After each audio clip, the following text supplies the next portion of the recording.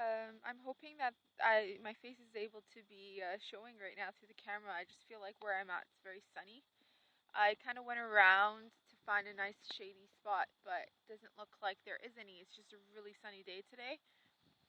Um, but anyways, this is not going to stop me from continuing the next question. So this next question is from, we're going to call you Dawn.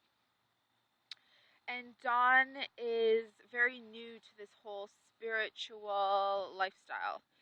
Um, well, from what he told me, he mentioned that he comes from a background of atheists, and he wasn't really brought up with religion or spirituality, and that only physicality is what is real to him and what he has ever known. Um, Look, there's no such thing as right or wrong when it comes to your own spirituality and your own journey upon awakening. You got to do it the way you feel is right for you.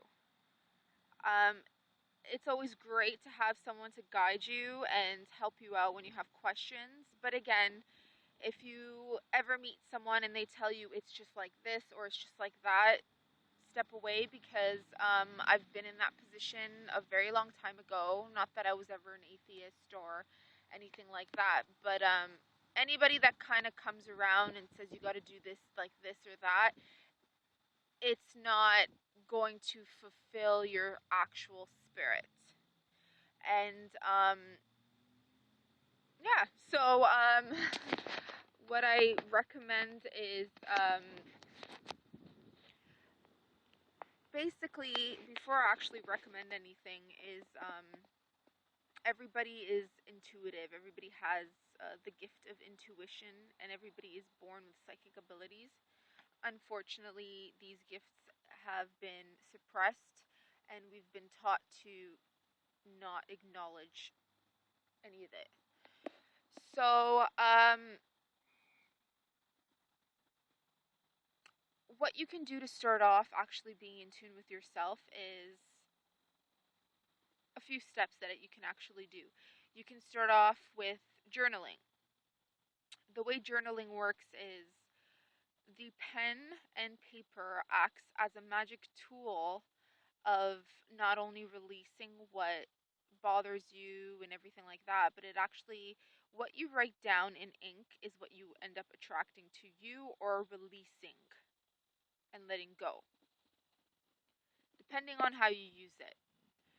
So that's one way to go about it. Another way to go about it, that this whole new age is definitely a huge fad going on right now, is tarot or oracle cards. I'm not really a fan of tarot cards because it's a little confusing. There's many Ace of Wands, Ace of Swords, King, Queen. It's kind of confusing, and there's a positive and a negative, like an upside down and a facing upwards kind of thing going on, which can be a little difficult. I also believe that people or psychics or mediums who use tools such as that have actually learned how to use them rather than use their intuition. But again, as you are starting to learn how to embrace your spirituality, you may feel that you do need a tool because it is helping you out. So oracle cards are great. How you can use them is um, you clean them with your intentions. I always recommend this with crystals as well. You put the crystals under hot water and you clean them with intentions, and you ask that they be released and cleansed for the highest good, for your highest good. And always be full of gratitude. Always give thanks for everything that you have, because that strengthens your appreciation, and the energies applaud you for that. So they end up working with you rather than against you. If you are abusive towards what is being given to you, it works against you. So where was I going with that? With the after the oracle cards, I was saying something about, kind of lost track there. Um, yeah, so you can use the oracle cards. So how you can use them is basically if you're not fully aware of how to actually put them together, like if you're working with 6 cards, or you can always do past, present, future, which is pretty easy. It's not that difficult. Let's say you have a question and you want quick answers to that. You can pull out 3 cards out of the deck. The first card is the past. The second card is the present. You just align it left to right. And the third card is the future. Now, the way it works is, if you are living to your truth in the present, the outcome of the future is what will happen. If you're not living to your truth, then it will. It basically, the way it works is it's an energy. It's reading the energy that your hand has touched.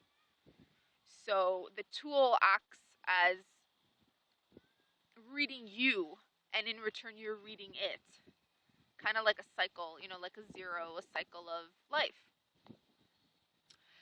Okay, so if you want to do just a daily, you don't even have to ask a question. You could just kind of like pull out 1 card out of, like, let's say 40. If the deck has 40 cards, you could just pull out 1 card and it'll give you a message.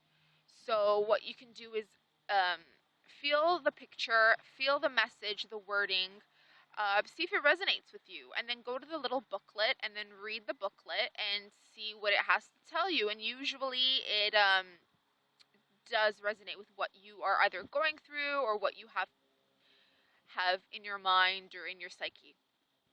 So that's with the oracle cards. There's also pendulums. I do not work with any pendulums. I do have a pendulum. It's a Labradorite pendulum. I do not work with it. I used to work with it many, many years ago when I first started getting into body work, energy body work. I'd align it on the client's body and see what areas needed to be either cleansed or transmuted, because there are parts of our bodies that needs a lot of releasing. We hold tension, and this blocks and sometimes causes diseases. Actually, always, mainly, most diseases are caused by energy blockages or stress or something that has to do with that. Because I do not need a tool, I do not need a pendulum to do such things, but because I am very sensitive to energies, sometimes I used to use tools to prevent it, to kind of, for me to feel the client's energy and release it. So the way a pendulum works is always go to a crystal that you feel a kindred connection with. That goes to everything with spirit. Sometimes we're physically attracted to something. With you, especially Dawn, you're used to physicality. But learning to listen to your gut is very important. Learning to listen to that first initial feeling that you get about something or someone or an event, anything at all, is what is for you. And listen to that. That's the best advice I can actually give you. I mean, not even about tools. Like, if you just don't want to spend any money and you just do not want to use any tools, because I'm like that. I don't, listen to your gut, listen to your heart, listen to your intuition. People think listening to their heart means that they're weak or that it'll lead you astray. That's not true at all. The thing is, society has taught us that love is not real and that love is romance. Somebody's got to change the dictionary here, because love is unconditional and love has nothing to do with romance. That's lust. So, love keeps you alive. Look at that little caterpillar. Oh my gosh, it's so furry. Can you see that? Look at it go.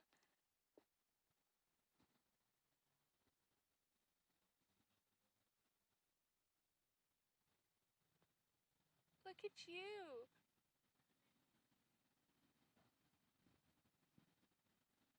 Anyways, sorry. So, uh,